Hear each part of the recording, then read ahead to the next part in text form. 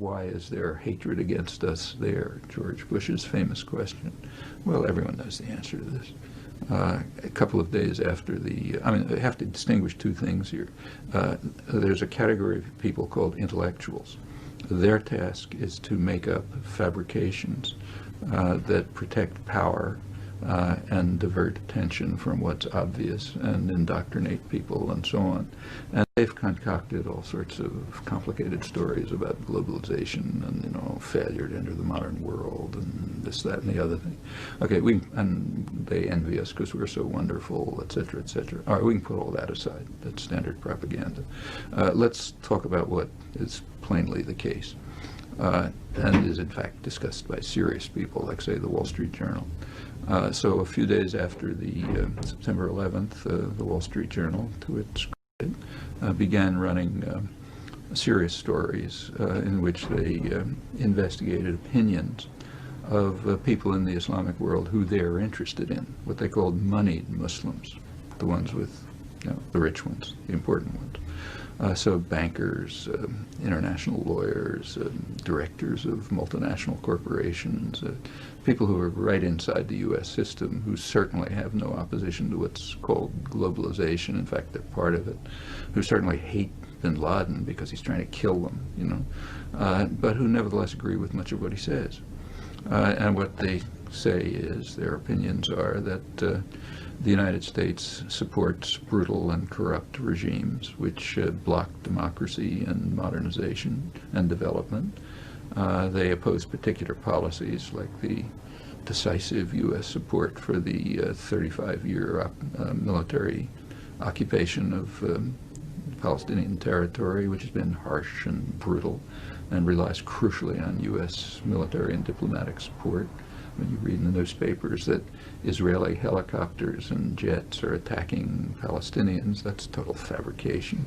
U.S. jets and U.S. helicopters, which happen to be piloted by Israeli pilots, are attacking those concentrations. That's what ought to be said. Israel doesn't manufacture helicopters or F-16s, and they understand all that.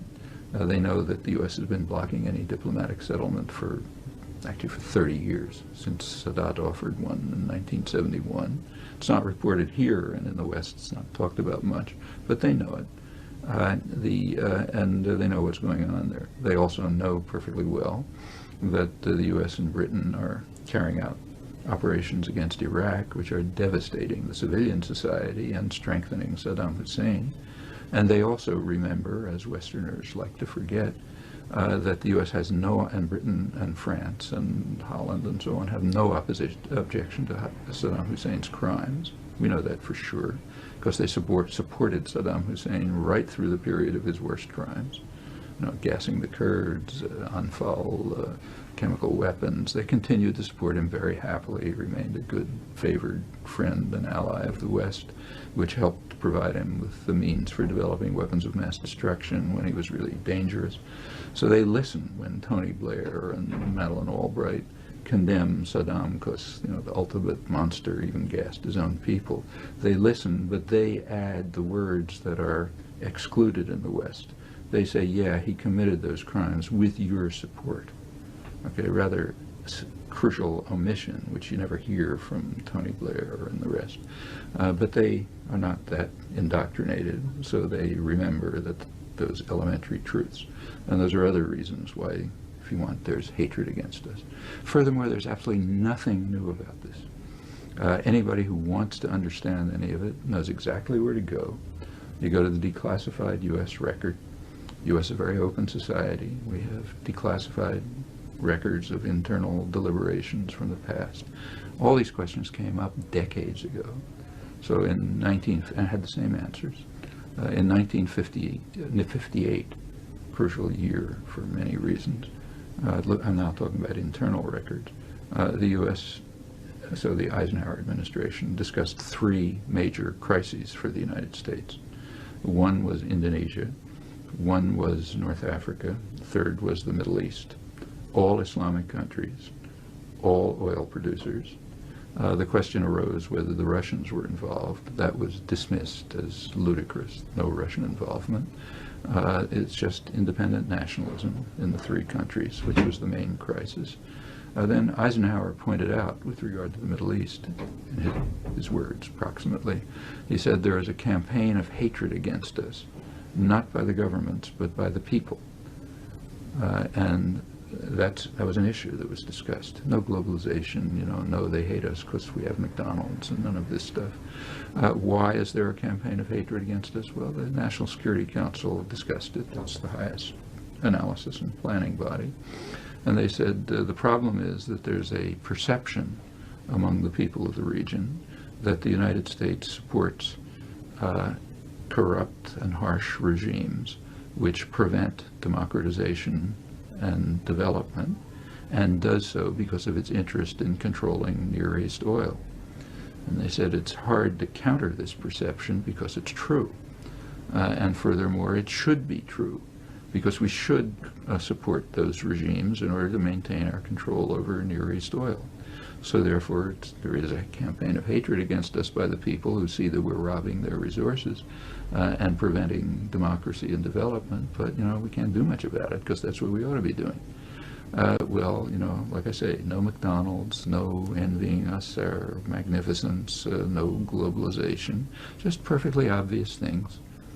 Same reason why there was a campaign of hatred against England from the people of India, or against Holland from the people of the East Indies, and so on and so forth. You crush people under your boot, they don't like it. So there's a campaign of hatred against you.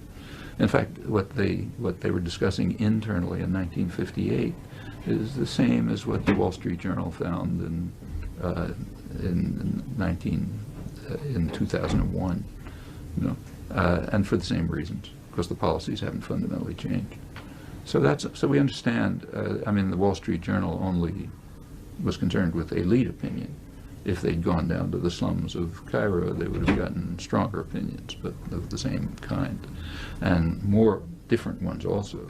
Because in the slums of Cairo, they wouldn't like the fact that the wealth of the region is going to the West and not to the people of the region. The ones who the Wall Street Journal was talking about are quite happy about that, because they're part of the ruling elite and they enrich themselves while the resources go to the West. So they're part of the imperial system. So you get different opinions if you bother to ask people in the so-called streets. But fundamentally, it's the same. So there's a So bin Laden's messages certainly resonate, and people agree with a lot of the things he's saying. About 80% of Egyptians, for example, say that the most important issue to them is the crushing of the Palestinians. So when they hear bin Laden say it, they agree. It has nothing to do with whether they like him or hate him. On the other hand, there is a clique of radical Islamists who were organized and trained and brought together by Western intelligence for their own purposes, and have continued to do for 20 years just what they've always said they were going to do. So while some things are obscure, I don't think these are obscure. I think the answers are quite transparent.